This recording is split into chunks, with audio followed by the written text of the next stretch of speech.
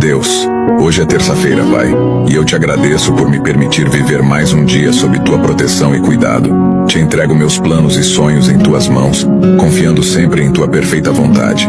Ah, meu Deus, que cada decisão que eu tomar hoje esteja alinhada com o seu propósito. Eu sei que quando eu cair, o Senhor me levantará. Quando faltar força, o Senhor me fortalecerá. E quando faltar fé, o Senhor me renovará. Pois em sua infinita bondade, meu Deus, encontro a força para seguir em frente.